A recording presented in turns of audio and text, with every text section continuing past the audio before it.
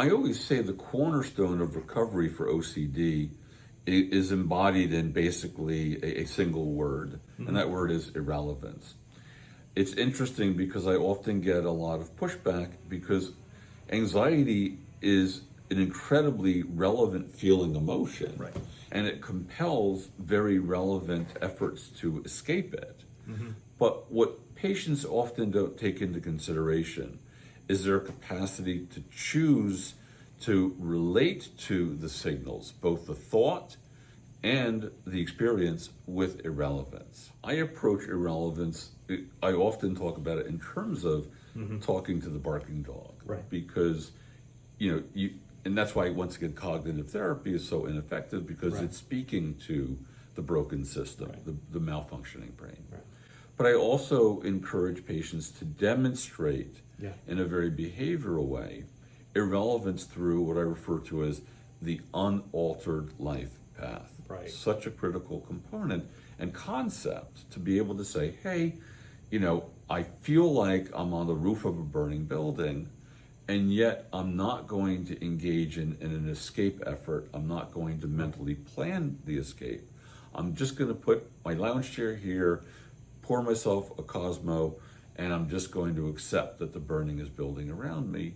And, at some level, we're somewhat aware, not experientially, that there is no fire, but there's a feeling of a crisis. And that's what anxiety is so capable of generating.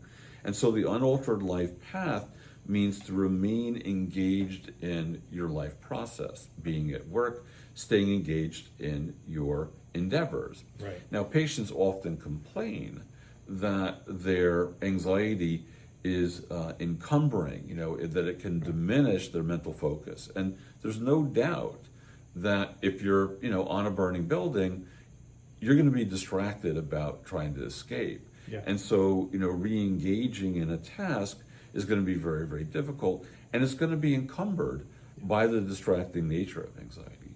But the important thing is, and I use the phrase kind of living on the crumbs in that regard, that even if we are feeling distracted because of the anxiety, it's still so important that with whatever little parts of us that are available to achieve our professional goals or our life process, being at a party and not leaving, being on a date and not disengaging, playing with the kids and not going to your bedroom, that we remain engaged as a demonstration that this signal is not going to produce the altered life path that it compels. Yeah.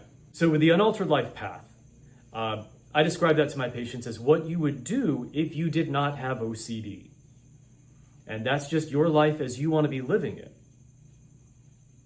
Easy squeezy. And I always do like this sort of hand gesture. I'm like, it's the unaltered life path, like this, what you would do. And they're like, okay, well, if I live my life, is that an exposure? Not exactly. We go a little bit further to one extreme if it's an exposure, but it's a good solid basis. Some things can be challenging and exposing without actually being an exposure. But that unaltered life path is a wonderful step in the process. If I'm not doing an exposure, I'm living my unaltered life path, even if it's difficult, even if it's challenging. And that helps to display the irrelevance that is the cornerstone. It is the brick and mortar of how you treat OCD.